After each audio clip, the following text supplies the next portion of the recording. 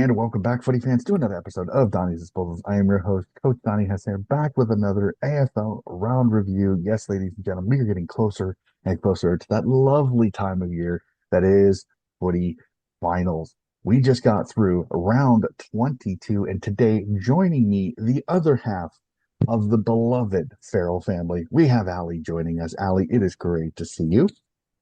You too, Johnny. Thanks for having me on again. Awesome, awesome. The first husband and wife pair to join me as to co-host this particular season. How awesome is that?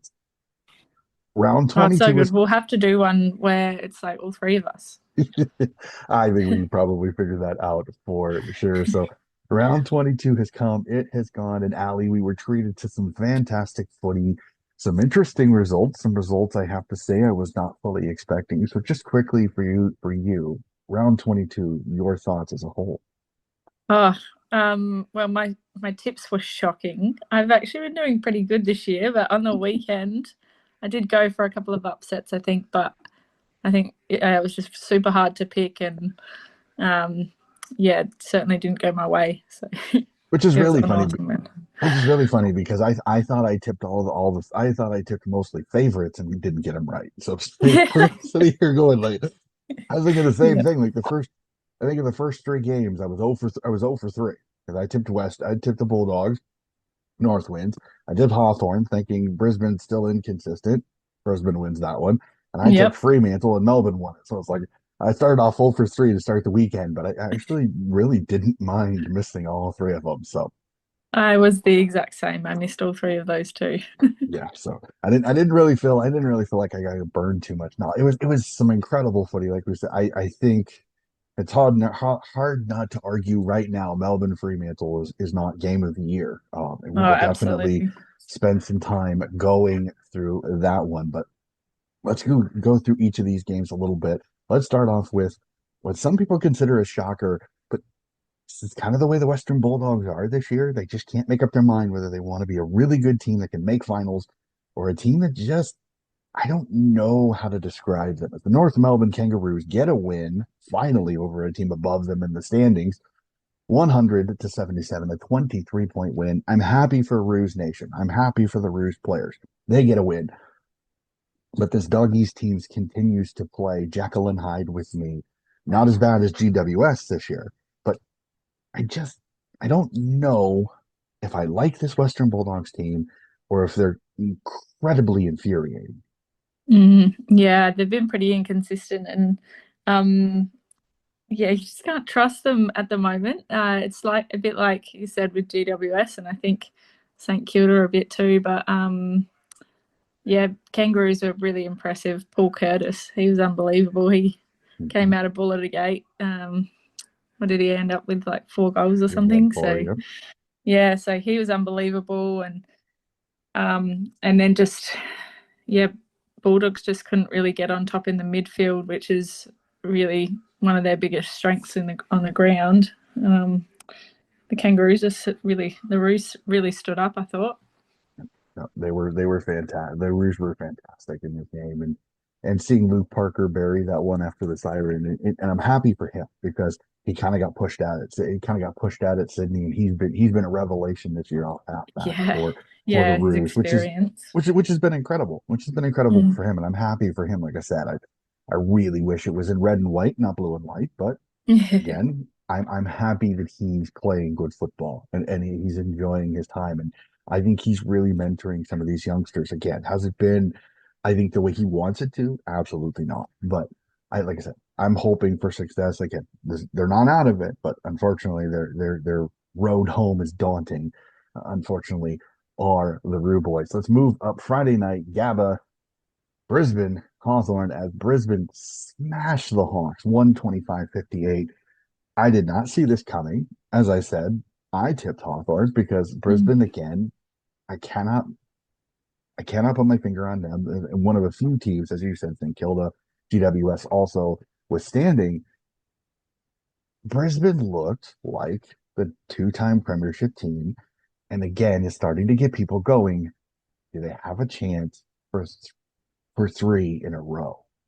Yeah, they're a bit scary really because you just don't know. Like it just won't be surprising if they're in the grand final and they're the team of the last year, well, the last 3 years. They're just Hmm.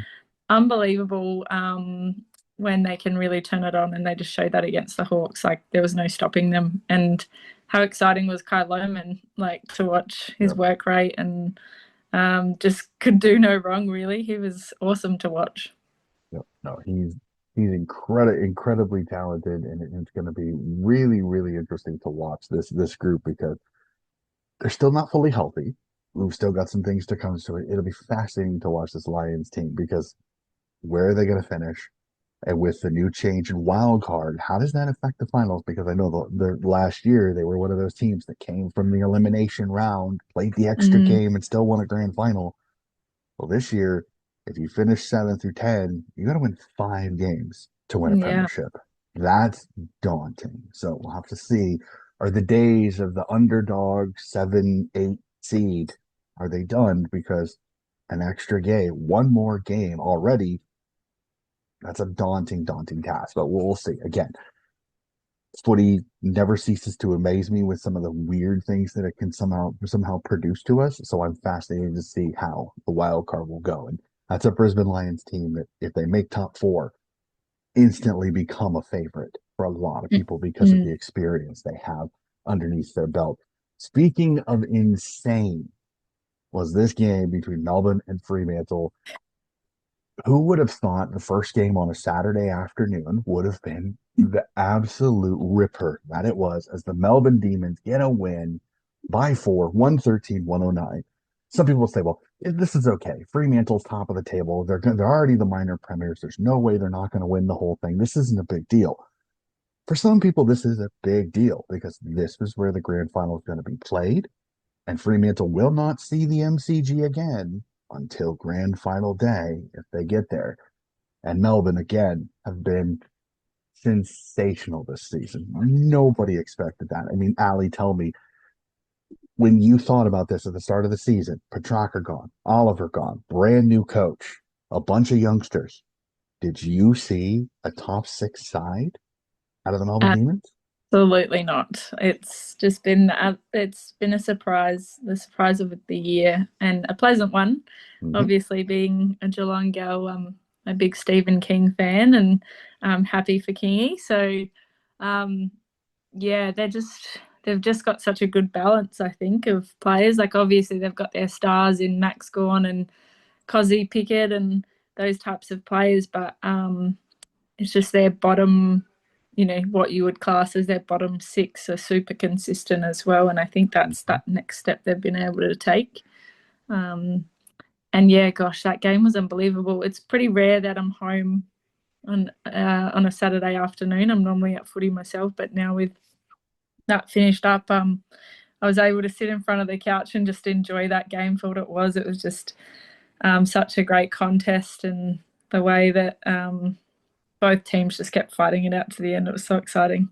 No, it was absolutely insane. Harvey Langford's Specky was absolutely Oh, incredible. I yeah. mean, absolutely incredible. It's just the funniest thing about it is just you can tell that the schedule makers didn't think this was going to be a super competitive game, or they didn't Mm. think that this was going to be the entertaining game of the year that it was because it's a Saturday afternoon slot on Fox Footy. Like that Yeah. was just it was insane. So it's like I love Joey Montagna calling this game. It absolutely called the socks off of it. How incredible was that? But just the back and forth nature of this. I mean, you saw the class of Fremantle. Fremantle was in this. Mm. But the thing you got to say though is that is the lull of the midfield a little bit of the reason why they fell. I mean, Brayshaw wasn't at his top. Bolton was a little bit suspect, wasn't as good as he was. Murphy Mm. Reed kind of got tagged out of the game for the first time. So we'll have to see. Will teams break down this game to see how did Melbourne do it? That'll be Yeah, I fun. think it's one of those ones where like Freo will be, say when you go undefeated, they'll be glad for the loss. They'll Yep. learn from it, and Yep. it's a healthy thing to happen for at this time of year, I think. So they'll, they've been so good. They'll certainly bounce back and Mhm. continue on strong. So, Yep. but yeah, awesome confidence for Melbourne. And I think it was a really good point you made though about this is where the grand final is going to be played. So it'll be interesting to see how Frio approach that. I know the Melbourne media is already starting a little bit of the, well, can they win it at the MCG? Can they do it? Because they've Mm. shown a vulnerability. That's a loss.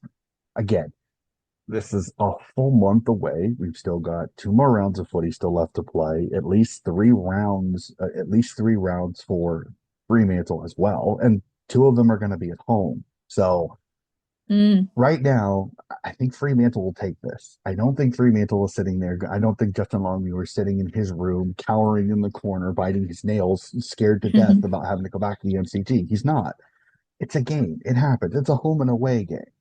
But I can see where some people are going to try to take. It's the same thing with some of the people bashing on Sydney. It's like, well, Sydney's fragile because they've lost the last two grand finals by big margins. Okay, and each season is a new one. I just don't find the correlation personally. I think yes, are there reasons to be concerned? Absolutely, but I don't think it's sitting here something that the Fremantle Dockers should be sitting here scared that, oh my God, we lost at the MCG and that's where the grand final is. I don't think they're Mm-hmm. thinking that. I think they're thinking, let's get to round 23, round 24, and let's go have a couple of cracks at home and get to the MCG and then have a crack with whoever we face in the grand final. Well, Mm. that's the way they have to approach it. They approach it any other way. It's ridiculous. So, but it's the Melbourne media for you. So I will move Yeah. on. I will move on. So let's move up to the SCG where we saw a Yeah. whooping as the Sydney Swans put down the Port Adelaide Power 167-97. The Swans absolutely smash a Port Adelaide side that, again, no butter, no Rosie. J, uh, Jason Horn Francis goes down with a knee injury mid third quarter in this after Mm. actually playing really well for most of this game. But I'm as a Swan supporter, I was super happy. As a neutral, this game got boring quickly through the second Mm. quarter because this one's just absolutely obliterated Port Adelaide. They've done this before. They let a team stay in, and then they pick a quarter to go. Screw this. This is over, and they absolutely overran them. It's interesting to see this young side because Detoli comes in, kicks two goals. So a lot of people getting up and about, gets himself a rising star and all. So it's the Swans team. I'm excited as a Swan supporter, but as a neutral, there's still a little bit part of me that's concerned because they've had their defensive lapses as the seasons have gone on. And losing Will Edwards to that horrific ankle Mm. injury he was a revelation. I think Lewis Melican came in and did what he needed to do.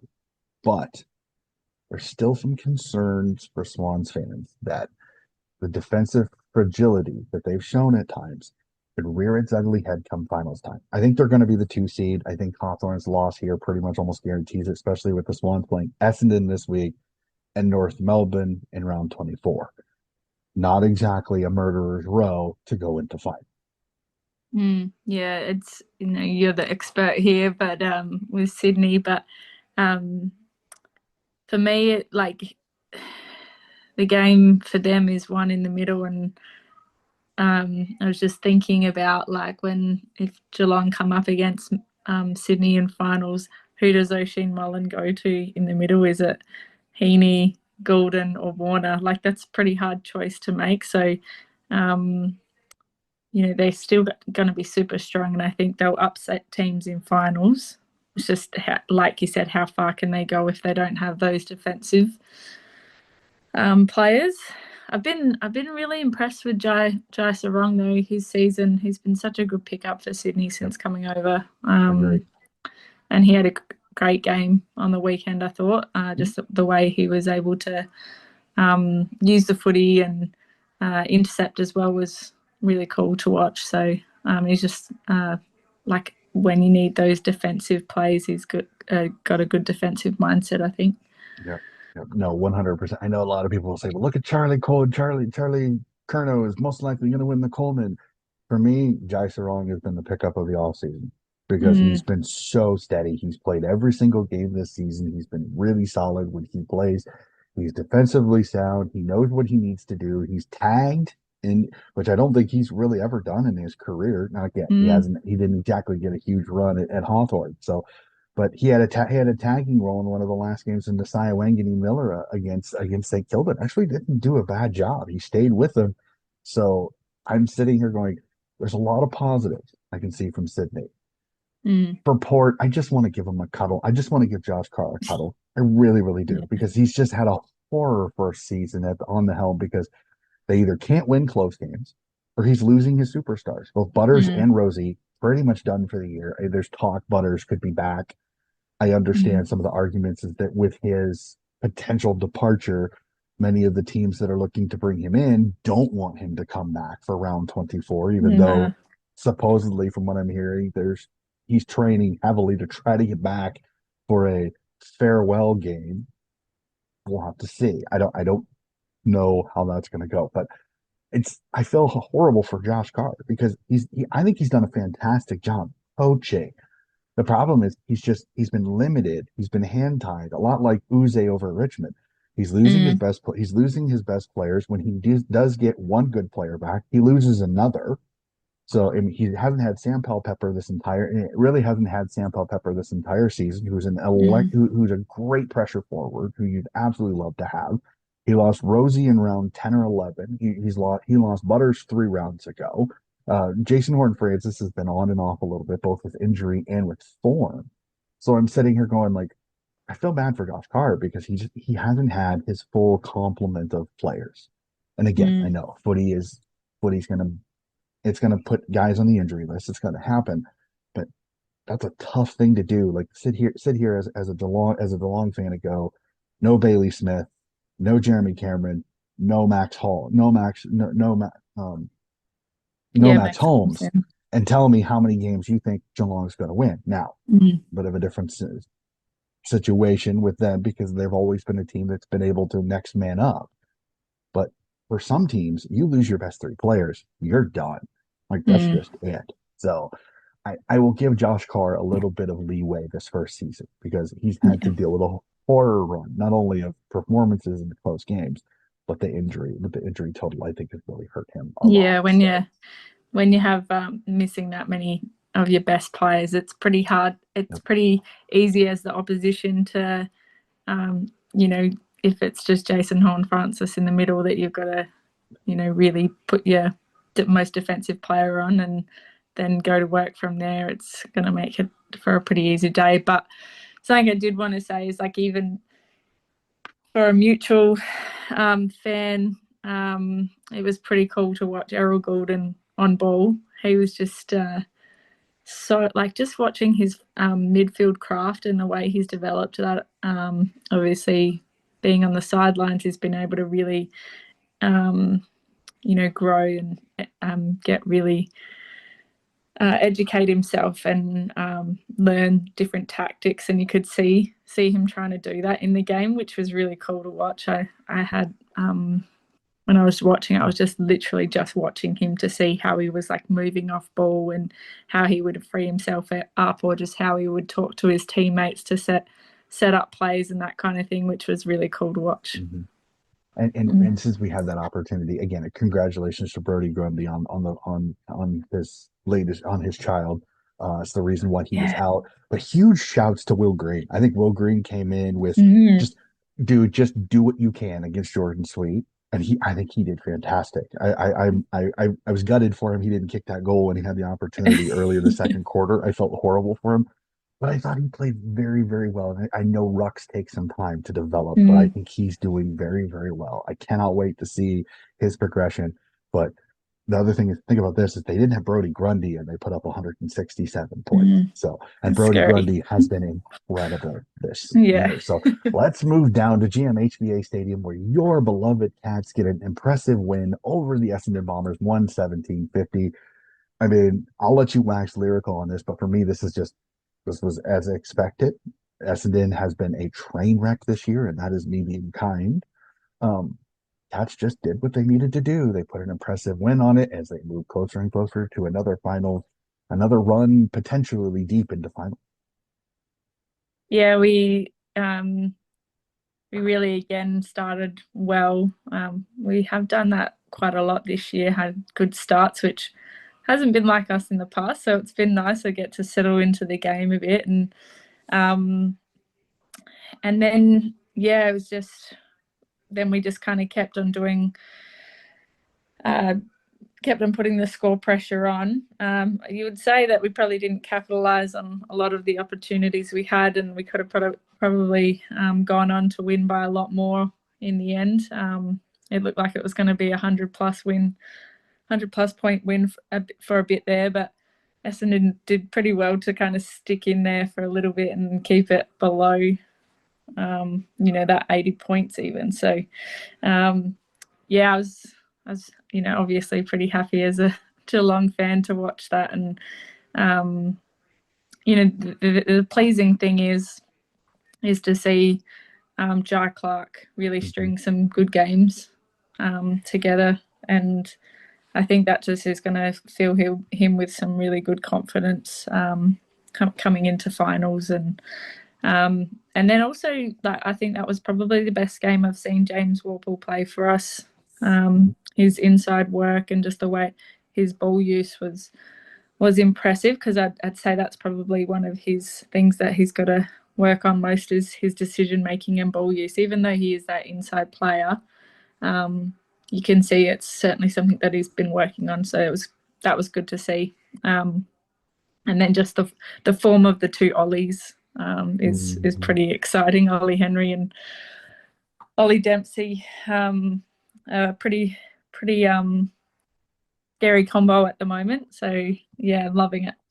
Yeah, no, Ollie Dempsey this year. I heard somebody say it, and I fully agree with it. Is that the Wings don't get a lot of love in the All Australia in the All Australian team. For me personally, and I've heard a few people say this, I think Ollie Dempsey should be one of the Wings on the Yeah, he Australian team has this year to because be. he's been incredible this Mm, year. He's been the most consistent wing player in the entire competition this year. I know when I do my team of the week.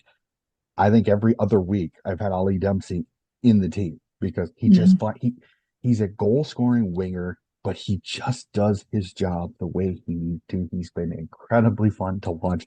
And my favorite part is he's just playing footy. He's just mm. having fun. Like they did I heard the interview with him after the game, and he's just enjoying his footy. He's just playing the footy the way Coach Scott has led him, and it's been incredible to watch this young man grow. He's going to be scary good if he continues to grow at the exponential level that he is Yeah. constantly. Let's move over to the Adelaide Oval, where a blustery, cold, rainy Adelaide Oval saw the Adelaide Crows survive a scare by the Richmond Tigers. I don't normally do this, but I'm going to do this. Please take me inside the Farrell household. How many items were chucked at the television for this Crows performance of barely finding a way to beat the Richmond Tigers? Well, Brad was actually pretty lucky. He was in the Crows bunker on the weekend, so I'm not sure if you've heard of that, but we get to go into the inner sanctum and watch the team warm up, Awesome, and awesome. then you get to go in the rooms after the game and that kind of thing. But yeah, he wasn't too happy, that's for sure. Like, even though they got the win, he's like, that was just not an enjoyable experience as far as the game went. And even being in the rooms afterwards, he said it didn't feel like a win, because you could Mhm. tell the boys were pretty disappointed with the way they played.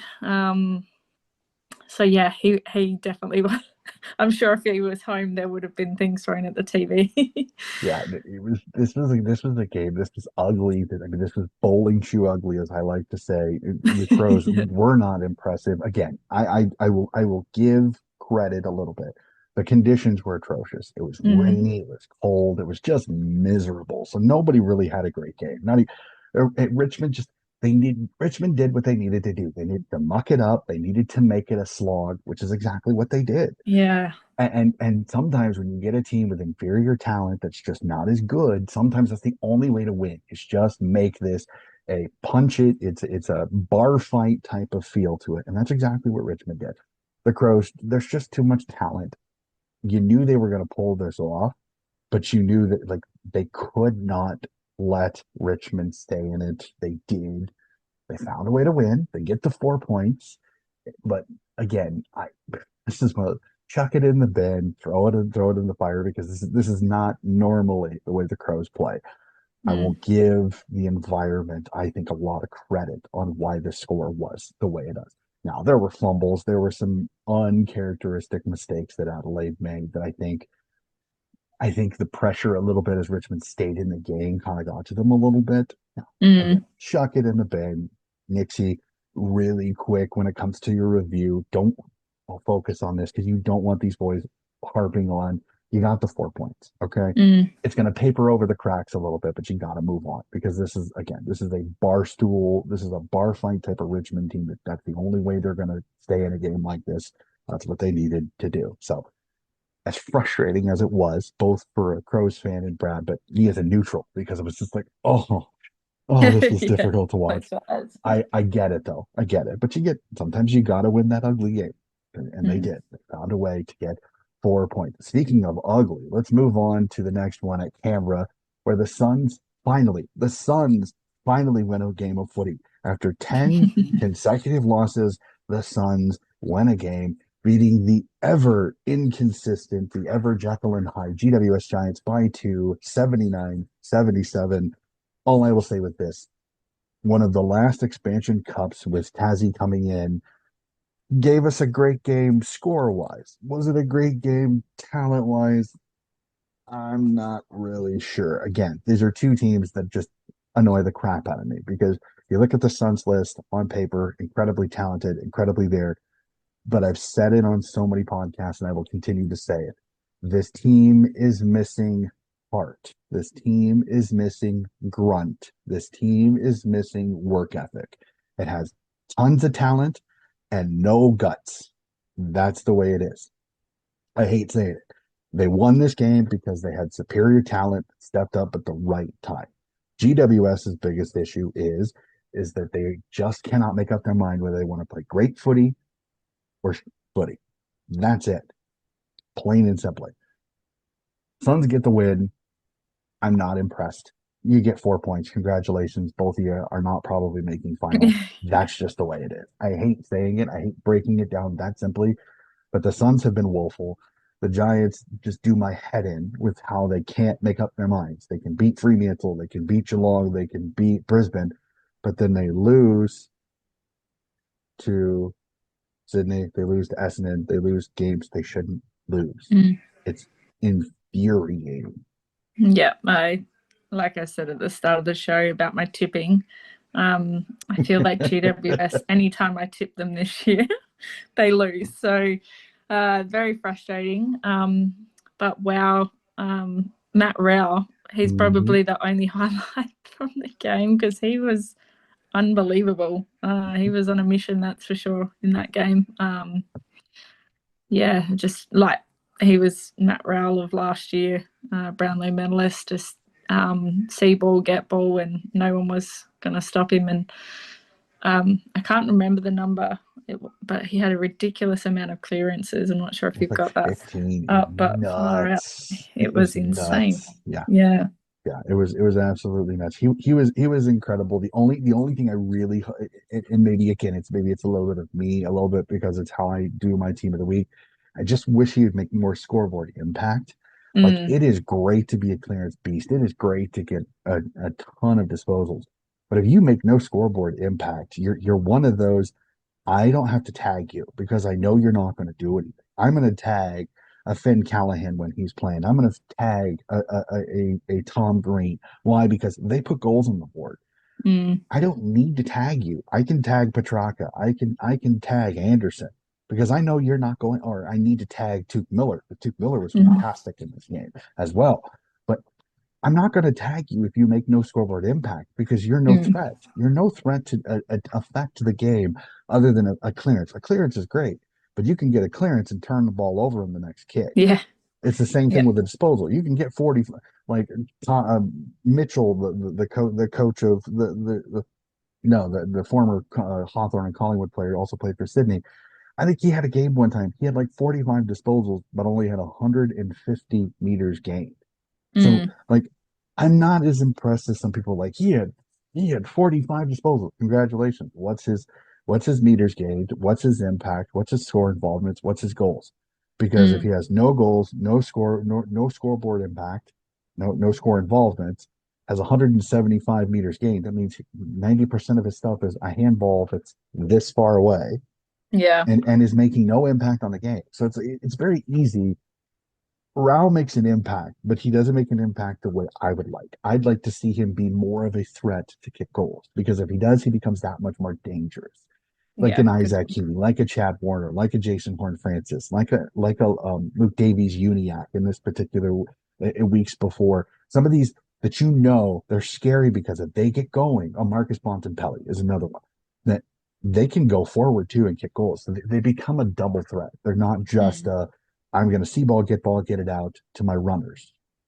Then what? It's like Libator. Libator is another one that is not a goal kicker. He just does not make a scoreboard impact. He's great at getting Mm. them, but he doesn't make much of an impact other than that. Again, no disrespect. Everybody's got to have their role, but that's one thing I'd love to see Rao work on more is being a goal threat, being somebody Yeah. A that bit can more of put an offensive scoreboard player. goals.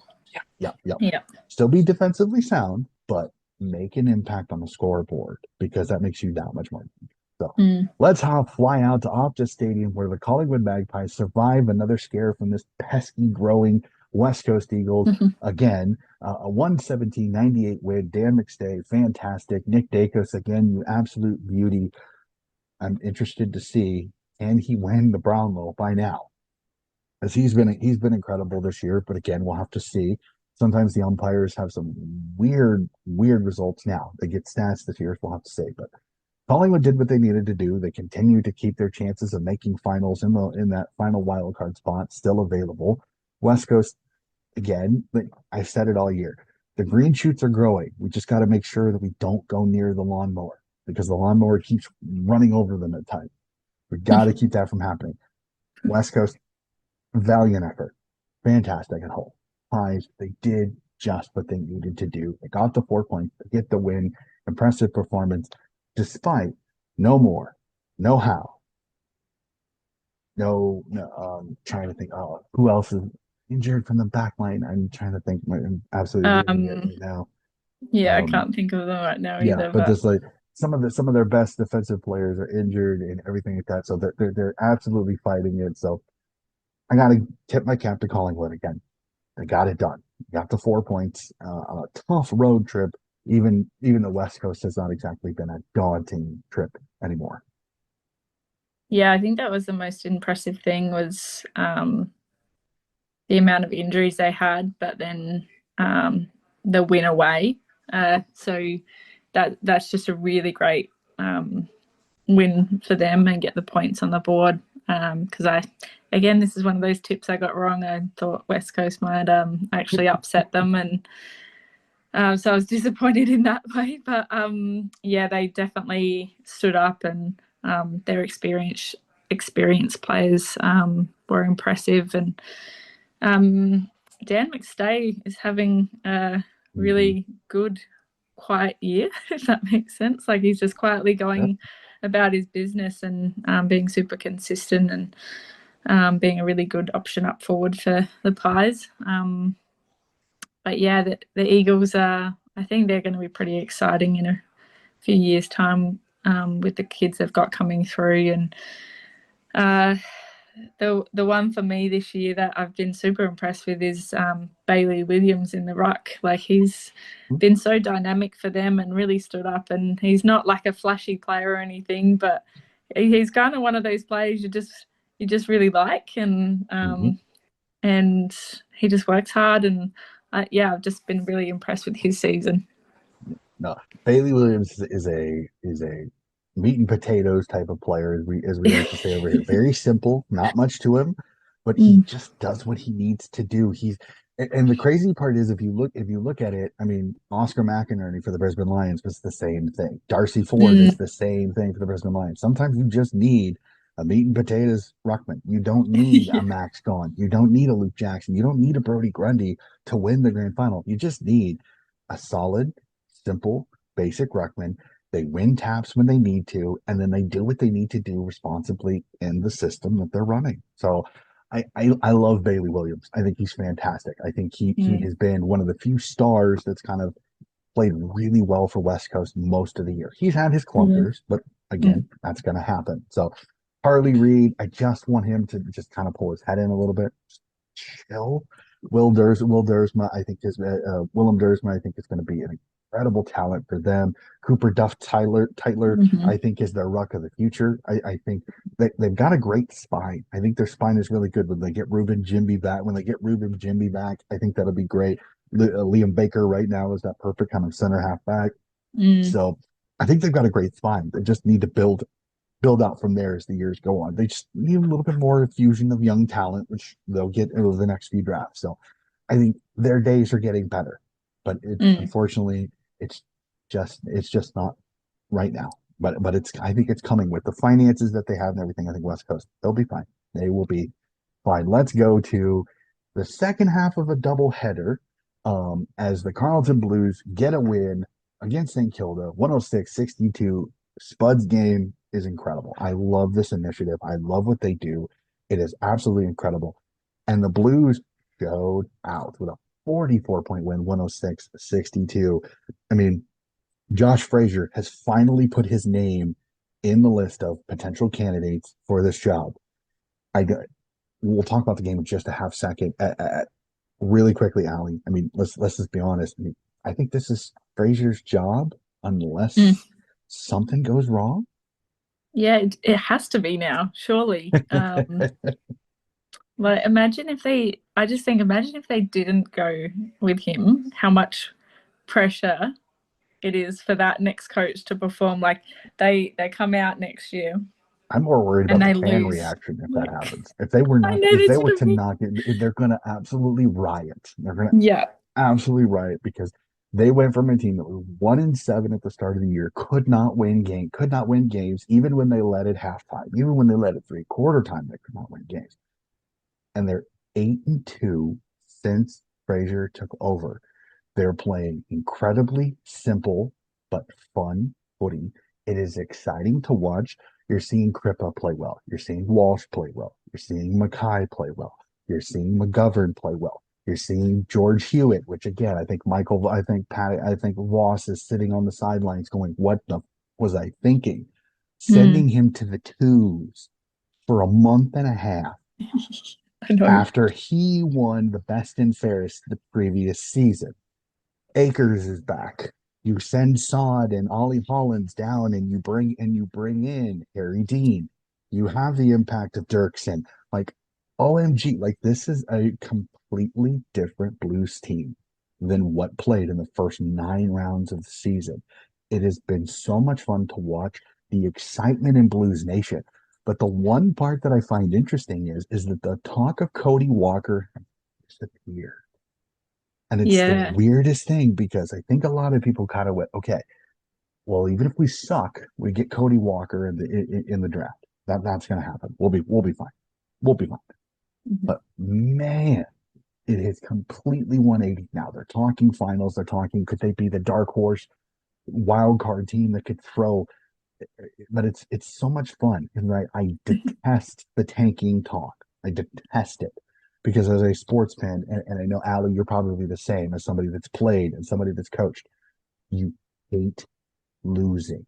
Hmm. So knowing fans are talking about losing just to get an 18-year-old kid that you cannot prove is going to be successful, I love when that talk disappears.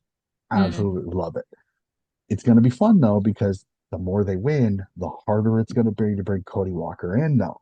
So it's the only negative thing about that is that if you want this incredibly good kid, him and Dougie Cochran are the top two that they're talking about as being one and Yeah. two.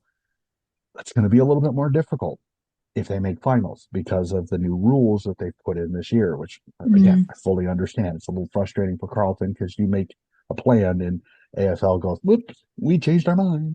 So Yeah.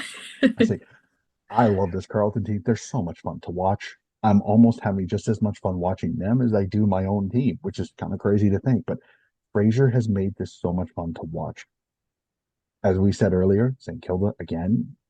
Now they lose Naz at the start of the game, and I think that they are rudderless without him. I don't know why he Mm. is so focused on by this group, but as soon as they lost Naz, you can almost see them start to kind of internally wave the white flag, Yeah. and Yeah. that's horrible to watch. I think they said it on the commentary as well. Like the whole stadium kind of just took a massive gasp as soon Mhm. as like Naz grabbed at his hammy and started limping off because it's like, well, there goes the game because you just knew St Kilda would just completely drop their heads and Yeah. they are just so reliable on him for so much Well, of their play. when they have St. Clair, that helps a little bit because St. Clair gives them a Mm, second option, but he's gone too. So it's like, yeah. who do they go to now?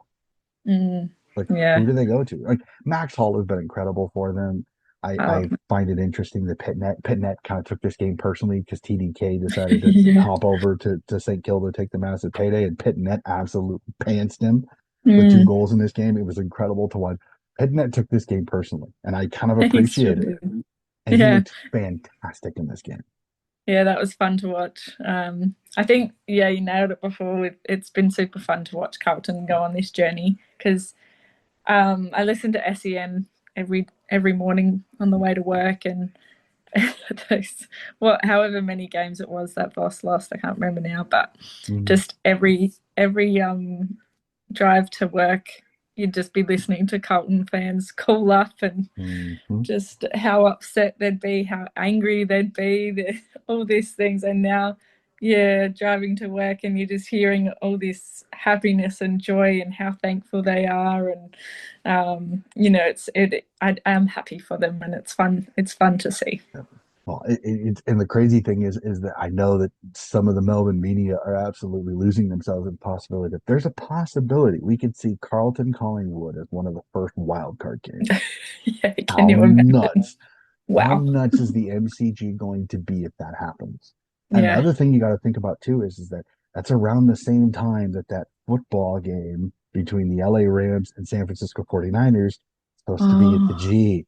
So yeah. this could get very interesting when it comes to scheduling I because hadn't of think thought of that. that round one, the round one or week one for the NFL is supposed to be at the G around finals. I can't remember what the date is. I haven't been paying attention to it. I know they've been Mm, talking about it a lot on some of the shows that I've listened to, but that could be interesting scheduling wise if you want the G available for that game because you're going to get 95,000 for that game. If it's Carlton Collingwood for a wild card game, it's going to be 95,000. I can almost guarantee it. yeah, So absolutely. it's going to be insane. And Mm. so but so that is all 9 games that we've talked about. So much fun again, an interesting round of footy that we were treated to. Let's hop to our burning questions really quickly. All right, Allie, 2 games left in the season. Are there any more twists that you think could happen before round 24 finishes? Um, Look, I think the one like we just spoke about is the Carlton one. What's going to Mhm. happen with them? How far can they keep climbing? Um, and then yeah, it's this wild card um position has just thrown a whole spanner into the works, which makes it really exciting and it's so tight. Like the fact that the team that's sitting in fifth down, like you just don't know how they Yeah. could end up down to seventh or eighth, and then being one of those wild card games, which is unreal. And it was crazy just to think a week ago that Geelong could have potentially made it into the four. Well, now they can't because of what Brisbane went and did on the weekend. But yeah, it's just I think definitely there's going to be some twists to come. Well, here's the crazy thing thinking about it is that in the 10 there's still so much movement because I mean Fremantle and Sydney 1 and 2 that's locked. There's really no way to change. There's really no way to change that because Sydney has 64, Hawthorn has 58. There's just too much of a gap. But the thing that you look about it is that there's a 6 point difference and there's 8 points still available between third and eighth. Yeah. So 2 games, anything can happen.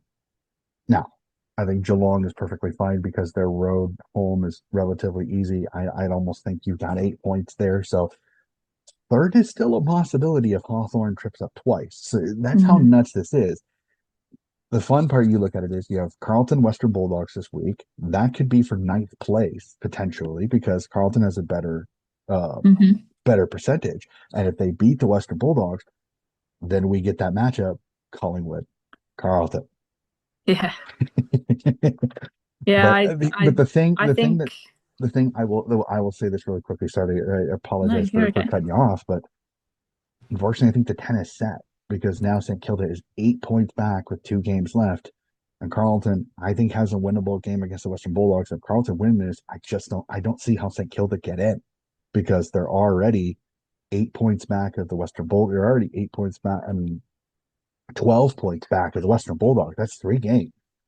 Um, and if the Western Bulldogs are in 10th, there's no way kind of so the 10 could be already set. It's the positioning in the 10 could be Mm, fun. The only way that St. Kilda has a shot to make finals is they have to hope Carlton lose their last 2 games. And it's a possibility. The Western Bulldogs are a solid side. They can win games.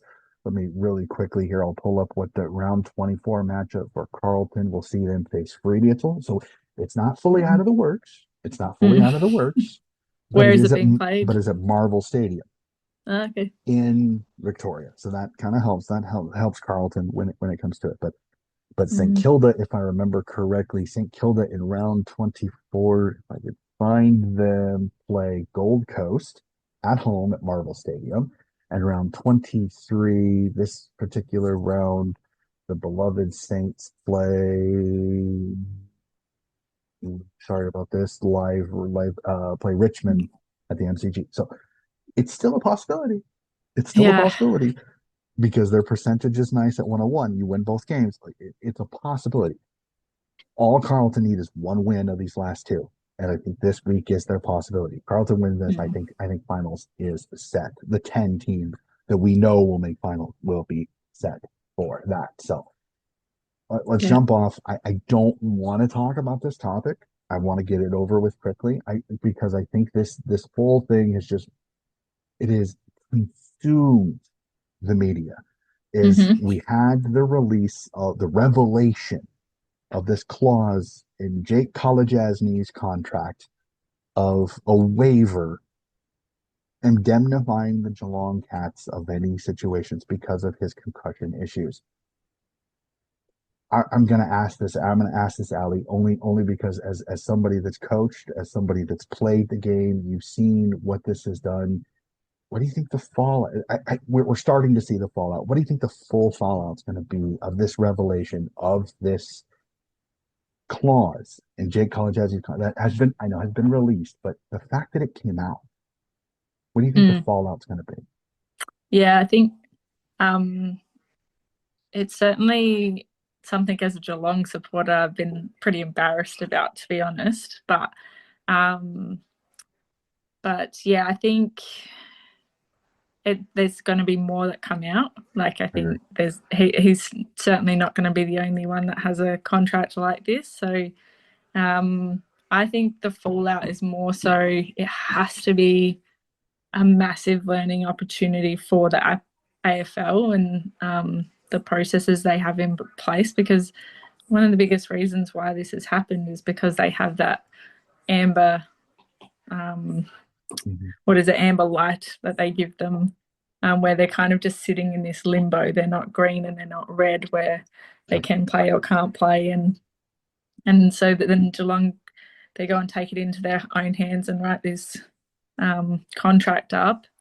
They've done the wrong thing by not sharing it with the AFL and Mm-hmm. hiding it. So that's something they're going to have to learn from, and I think they'll certainly cop a huge penalty for it. I just hope that it's not anything other than money, because um, it's not. I just don't think it's something where you can penalise a team Mm-hmm. um, Yep. I get that it. it's not. They're not cheating. You know, they're not cheating. Yes, they haven't shared everything, but I think certainly they have to be penalised for it. But Great. yeah, I don't know. That's just my view, and I could be Let biased me being a Geelong supporter. let me hop in because I've said this a couple of times. I really am surprised this has not happened before. And this is Mm, not me having a crack at Geelong because again, I think Geelong did what they thought was best for the club. And I think there's a little bit of a part of them that they were trying to give Jake Collegiasny a chance to finish his career on the field instead of sitting on the bench with the issues that he had. Now, since then, he hasn't had many issues. And like I said, I know from what I've heard that that particular clause has been removed from the contract, yada, yada. Mm, But it's the fact that the hiding of it, the not telling of it, and then finding out that the guy that was at the top of Geelong at the time is now in the AFL makes this mm, just so bad. yeah. It's, but I will say it. I'm surprised this hasn't happened before, and I'm surprised clubs haven't started really talking about making because of all of the concussion issues. And again, I think every player that's ever played the game of footy understands this is a physical game. This is a game where you're going to have contact. You're going to get hurt. Things are going to happen. I am surprised, really am surprised, even over here in the NFL, that it hasn't been part of a contract previously and hasn't been something that teams Mm, just do because you want to play this game. I get it. And sometimes you'll want to play this game so bad, you're willing to take a risk that you probably shouldn't. And so absolutely. I'm really shocked that this has not happened yet. And the Players Association is absolutely losing their. I'm like, all due respect, your players, most of the players that they've discussed and where they've talked to present day players, they talked to past players. If that offer would have sat on your table, would you have signed? 95% Yeah. have said yes because they Hmm. want to play this game. They want to play the game of footy. They love this game. I am surprised that I will not be shocked. I will say this. I've said this a couple of times. I will not be shocked if this is the future. This is the Mm, future that players have to understand that if you're going to take these risks that you know about, concussions are possibility, broken legs, hmm. ruptured spleens, broken ribs, all of that. You know the risks of playing this game. You have to take responsibility that if you're going to play this game, knowing the responsibility, you cannot sue the club or the AFL for your decision to play despite knowing the possibilities of this. Yeah. Will it be in the future? I don't think so. I think the Players Association will absolutely make sure that that never happened, Mm, which I understand that's what they're supposed to do. But this mm, really puts the club and the AFL in a huge situation where they don't know what to do because they're trying to pass rules to not give people concussions as going to mm, happen. You want to know the guy I feel the worst for? Paul Curtis. I feel horrible for him. 3 game suspensions for tackles that honestly they're part of the game. It's mm, gonna happen. There's nothing he can try as damned well as hard as he can to try to make sure that the guy that he's tackling doesn't get a concussion. But if that guy is more worried about making sure he doesn't get a holding the ball, that he lets his head be wide open to be smashed into the ground. Again, not mm. intentionally. I'm not saying Paul Curtis is intentionally trying to rip this dude's face into the turf. He's not. But there has to be some protection when it comes to it for the club and the AFL from these players doing what they kind of have to do to play the game. Unless we want this to become touch footy, which I know many old school fans are going to scream to the rafters that footy is not footy anymore. Well, it can be. We just have to be smarter about it. Like we know Mm, so much more than we did back in the 80s, 70s, 80s, and 90s. We know mhm. more. There's more medical science, there's more breakthroughs, there's so much more technology to it. So this is a weird situation for me because again, I don't think the Cats did anything wrong except for not telling the AFL that they Yeah. did this. Yeah. Honestly. And I know that's going to ruffle some feathers from some people. I am really shocked no other club hasn't done this Mm, because it literally protects them from the player's decision to continue to play a game they know could get them hurt, mm. even simply. So I really am shocked that this hasn't happened earlier.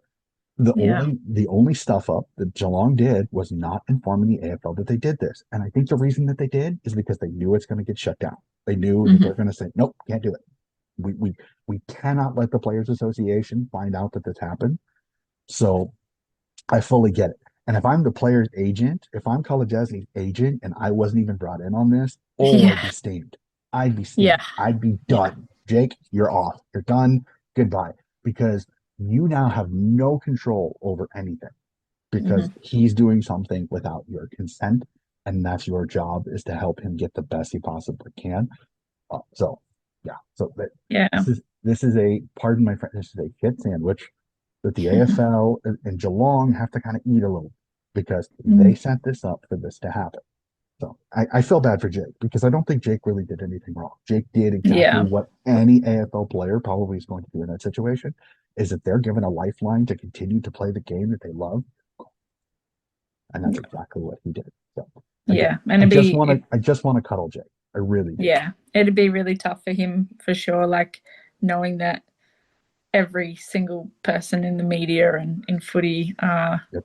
talking about him and the situation and the decisions that he's made with the footy club. That'd be pretty tough. So it's no surprise that he's not going to be playing this weekend. But you would say never again, probably. But and it's easy to sit on the sidelines and tell somebody how to do something. Very Mm, easy. It's easy to be a sideline quarterback or a sideline mm, coach. Very easy to do that. We don't know.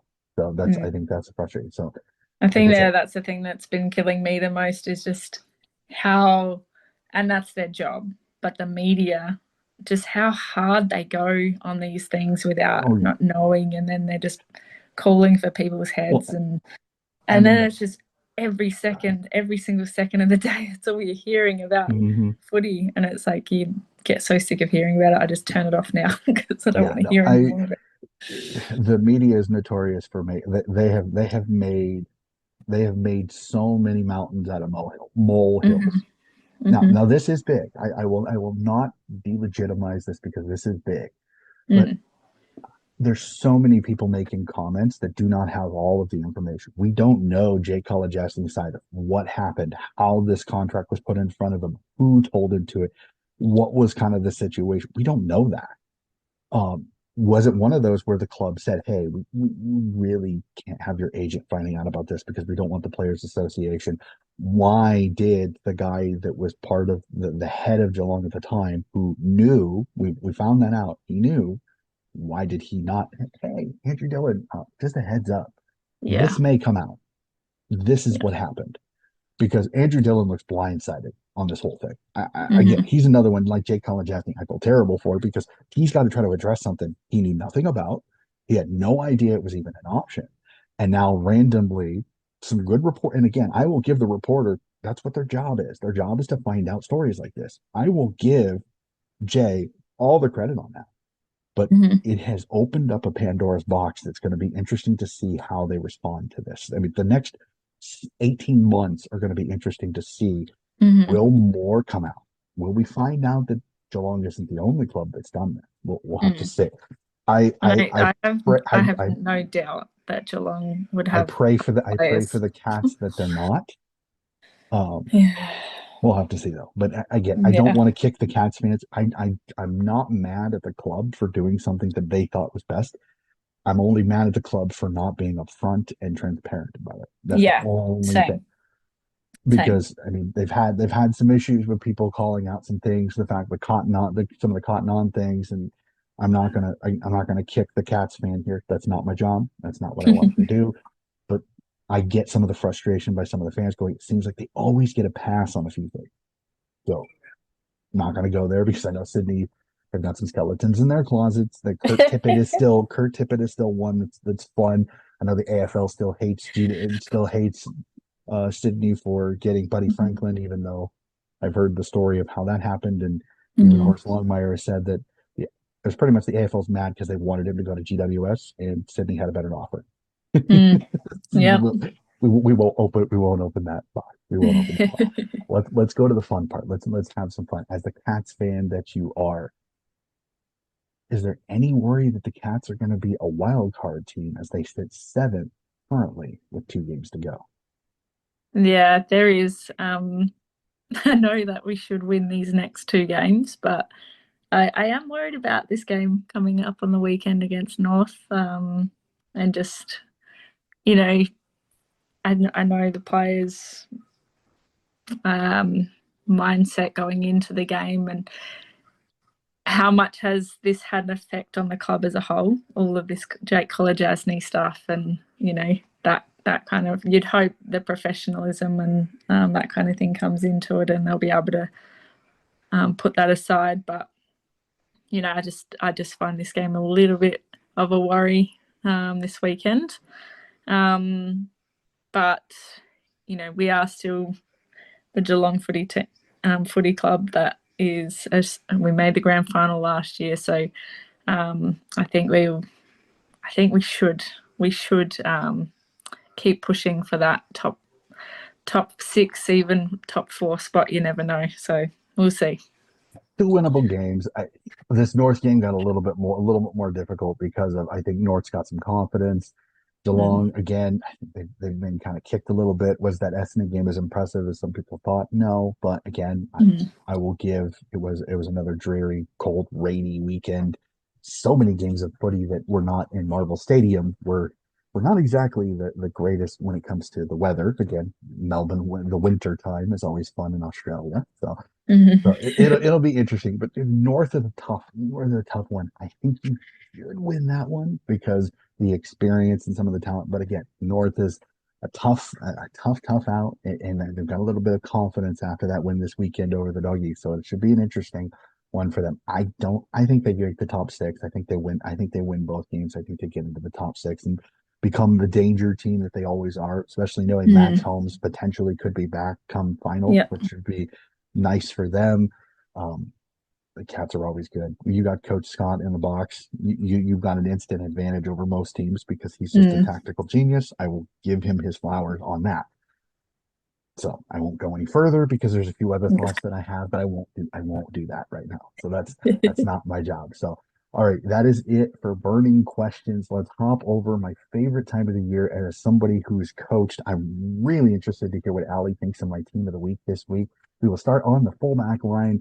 North's Luke Parker, Melbourne's Jake Bowie, and Buku Kamis of the Western Bulldogs round out my fullback line. My halfback line, Riley Bice of the Sydney Swans, Jai Clark of the Geelong Cats, and Gold Coast Will Powell will round out my halfback line. On the wings, Tuke Miller of the Gold Coast Suns, and the man we talked about so much, Ollie Dempsey of the Geelong Cats. In the center, Mark Pitnet is my ruck. Got to give the guy some credit. 2 goals against one of his former teammates. In the center, we have Chad Warner of the Sydney Swans, Luke Davies, Uniac of the North Melbourne Kangaroos, and I think the best player for St. Kilda this year behind Naz, Max Hall of the St. Kilda Saints. Along the half forward line, we have Kai Lohman of the Brisbane Lions, Paul Curtis of the North Melbourne Kangaroos, and Ollie Henry of the Geelong Cats. Along the full forward line, we have Logan Morris of the Brisbane Lions, Jai Abyss of the Fremantle Dockers, and right now the Coleman leader, Charlie Curnow of the Sydney Swans. Along the bench this year, since we have 5 on the bench, we add a utility player, defender, midfielder, ruckman, forward, and utility. My defender, Archie Roberts of the Essendon Bombers. My midfielder, Toby Green of the GWS Giants. My ruck, Tristan Cheery of the North Melbourne Kangaroos. My forward, the prancing pony, Patrick Voss of the Fremantle Dockers. And my utility, this is a little bit of a homer pick here, but I have to say it, Jake Lloyd of the Sydney Swans, the veteran, playing so well as he has been on the wing and on the forward. And we just found out because of his playing games, his contract's extended a year. Good for Jake. Fantastic for him. I know it's a lot of names really quickly. Your thoughts on team of the week? I like it. The two probably at the top there for me are Luke Parker and LDU. And I think that just says a lot about the kind of players I like to watch. Just the way Davis Uniac stood up on the weekend, and he just did it. Uh, like you said about Matt Rao, you'd take see him perform on the scoreboard a bit more. That's exactly what LDU brought to the side, as well as what he does so well with his hard ball gets and his grit work. So love that addition there. And then yeah, just what Luke Parker, the experience he brings into the side, um, and the way he is just so smart with the ball in hand as well. So yeah, those two are probably my two favourites. And then yeah, just being Geelong supporter, the two Ollies, love seeing them both in there too. Yeah, I mean, Ollie Dempsey is almost 90% of the time he's almost always the wing person for Geelong. Yeah. When I fill out my week when I fill out my weekend thing, almost always like Ollie Dempsey. Who's the other wing for Geelong? Just to Yeah. see, and almost always Ollie is there because Ollie finds a way to get on the scoreboard most of the time. So, but I mean, very rarely do I not have him at least in contention for those two wing roles. So top two, like I said, my homage to the origination of this podcast, the fourth and long part with power rankings. Again, I do what have you done for me lately? The last 5 games, how many wins in a row? How many wins over those 5 games? So at 5, the Collingwood Magpies. At 4, the Brisbane Lions. At 3, the Adelaide Crows. At 2, the Melbourne Demons. And at 1, my co-host's favorite team, the Geelong Cats, sit atop the power rankings. Going on from that is it for my part of the podcast. Let's hop on to the tips. I know we are midway through the week. We are so close to round 23 getting started. Really quickly, Ali, we'll start off a cracker at Optus Stadium on Friday night footy. No Thursday night footy this week. What am I going to do on Thursday morning? And Holy crap. Fremantle Dockers, Adelaide Crows, Friday night footy. Cannot wait. Dockers, Crows, who do you like? oh yeah, that's going to be a cracker game. I don't think you can go past Frio at home, especially after losing. But geez, the Crows are going to be desperate, aren't they? So um, yeah, I think I'll go Frio, but would not be surprised if the Crows come home with the chocolates.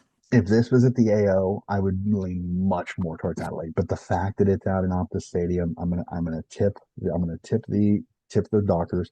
But I think the Crows, there's a little bit of momentum that they kind of got. There's a kick in the pants for the underperformance, and you find out Texas retiring. Could you see a bounce from this Crow side?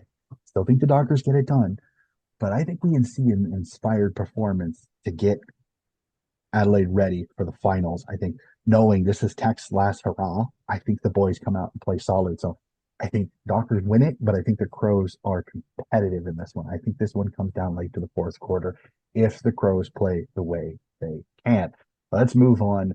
Saturday afternoon footy, we see the Richmond Tigers take on St. Kilda.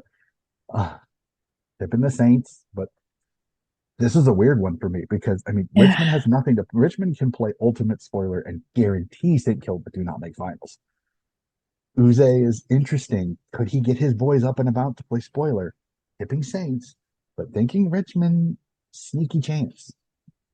Yeah, well, look at what they just did to the Crows last weekend. They were super competitive, and with the Saints without Naz, I'm not sure how do they go. And like you said, I'm just not sure with this one. To be honest, you just go St Kilda because they Mm-hmm. had a better year, but yeah, it's a tough one. Yeah, definitely for sure. Let's move into it. The one that I know you will be up and about for Marvel Stadium, North Melbourne Kangaroos versus Geelong Cats at Marvel under the lid. Who do you like? Yeah, I'll be locking in the Cats for this one. We do play pretty well at Marvel, so I again, like I said, I'm nervous, but Mm-hmm. I am confident. If that makes sense, like I'm confident that we'll get the win, but I just have that little nervy feeling just because of the week that we've had, and um, yeah, I'm just hoping it doesn't affect the players too much. First, I think the first quarter is going to tell you a lot. If the Cats come out humming, if the Cats come out the way they can, I'm not worried about the outside noise. But if Mm, the first 15 minutes is North Melbourne absolutely running rampant, it could be a long, it could be a long one. It could be a yeah. long one, and it'll be competitive. The Cats are not going, they're not just going to roll over. That's never the way they're going to do it. The Kangaroos are playing inspired. They know they need to win to have a chance to make finals or stay in their finals opportunity. They need to win. They need to jump this Cats side, get a lead, and then be able to hold on to it because you know you're going to get a run from the Cats. You just know it. It's Mm, in their nature. Tipping Cats, but I agree with you. I think North is in this. I think North has a really good shot at this. They have to be within 2 goals with 6 minutes left. If they are within mm. 2 goals, we got a humdinger.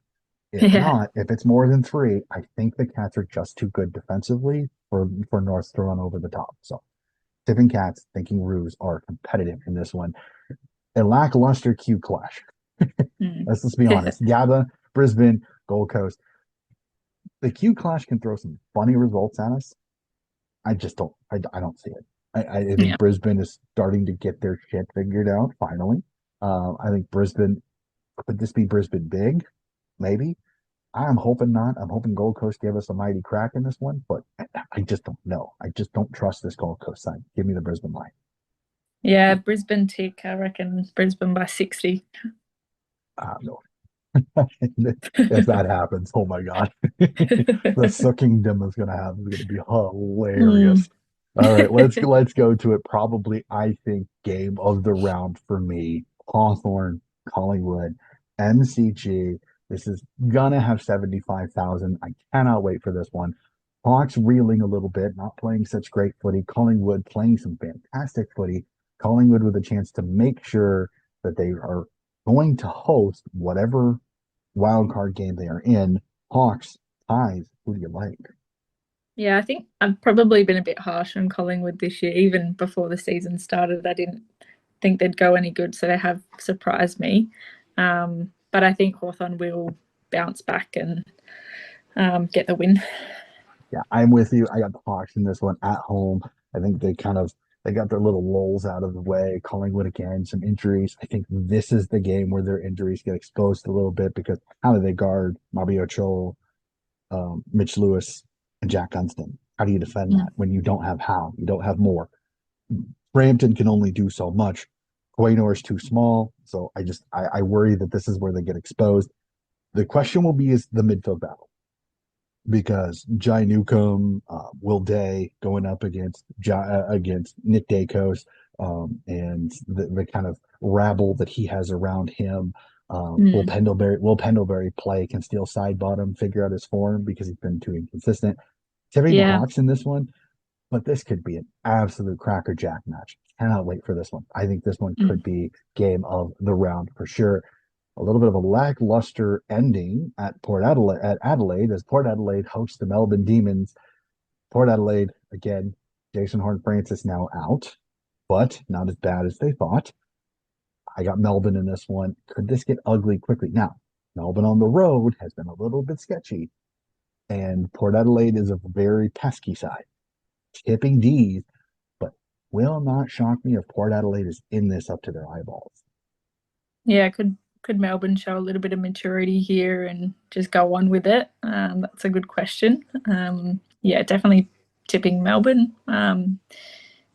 Port they might stick it like stay in the game for a half, just being at home. But yeah, I wouldn't be surprised to see Melbourne run away with it. All righty, let's move on. Enigma versus up and comer as GWS play West Coast at NG Stadium. I don't know who to tip because as soon as I think I know, I have absolutely no frigging clue, and this one's incredibly annoying. I'm gonna tip GWS, but I have like this much confidence. Mm. Yeah, look, I know like I probably regret it, but I'm not tipping GWS again. I don't think I can do it to myself, so I'm gonna go West Coast. I fully understand it. I fully understand it on that one. I think there's just a little bit too much experience on the GWS side. Plus, it's an NG. If it was an Optus Stadium, I'd be tipping West Coast, no doubt, Mm, no mm, doubt. But at home at NG Stadium, I'm gonna tip the Giants in this one. But again, I'm fully with you. I have zero confidence in that tip at all. mm. Marvel Stadium could see the other cracking game of the round as the Western Bulldogs and Carlton fight for the fight for their placement in the final two spots of the wild card. Doggies, Blues, what do you like?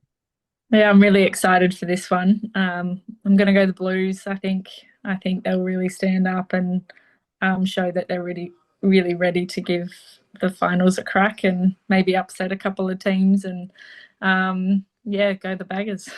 Yep, I got the Blues for me on this one. Too much inconsistency in the Western Bulldogs, so much confidence and momentum.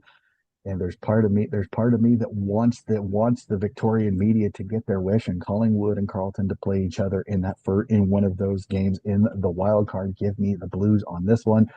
MCG could see the absolute massacring as the Essendon Bombers take on the Sydney Swans. I mean, I'm going to say this. Could we see 200 points be put up again?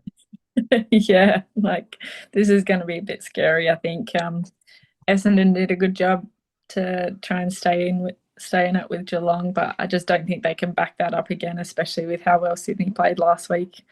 Yeah. Um, And yeah, Errol it's going Gould, to be and as scary. you said, Errol Goulden playing well, Nick Blakey running off.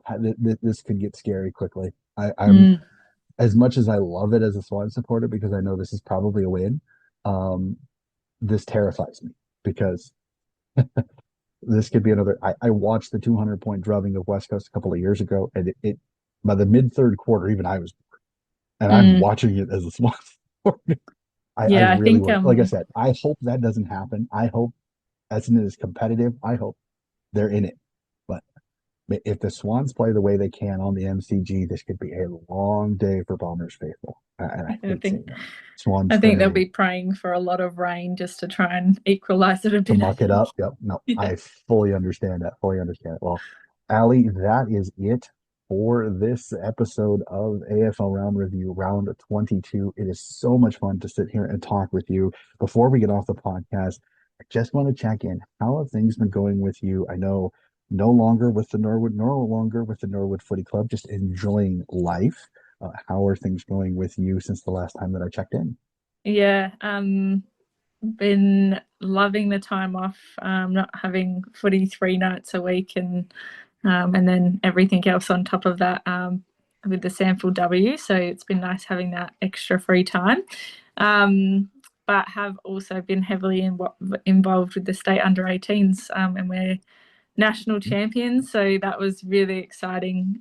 Super proud of the girls, and they were just unbelievable. Such a great experience again. I've been involved in the state programs now for like 8 years and I just love it. So I feel very grateful and very lucky to be involved in that. Um, Mhm. and then yeah, the other exciting news is that I have an extra addition on board, and Brad and I are expecting in January. So as you know, it's very exciting time. So yeah. Well, I forgot about the under 18 part. I was like, oh crap! I totally like as you're talking about it, I was like, oh crap! I totally forgot about that. And I was like, I wasn't trying to lead you there. I really wasn't, but it just ended up happening. Yes. So happy for Brad and you. It is so great to see that come on again. Two of my favorite people to talk to, two incredible footy minds. It's sad to see you no longer coaching, but again, life happens. I want you to be happy. That's the biggest thing on that. So that is fantastic. Again, so much congratulations to you and Brad. I know I remember Thank you. reaching out to Brad when he messaged me his little small Morfett Valley jersey saying a new member of the team. I thought that was absolutely fantastic how he did that. That was incredible. So Yeah. ladies and gentlemen, that is going to do it for this episode of Dottie's Disposals. But the thing that you're going to notice is that this isn't the only time I talk with Ali because we have a W preview to do, which we are going to record here just in the littlest bit once we get done with this recording. So we are going to shut off for now, but then we'll be back very, very closely with a quick W preview as we preview the AFLW season, which I cannot wait for because I think this is going to be a magnificent season of women's footy. So that's going to do us for this episode of Donnie's Disposals, and we'll be back with more footy coverage very, very soon.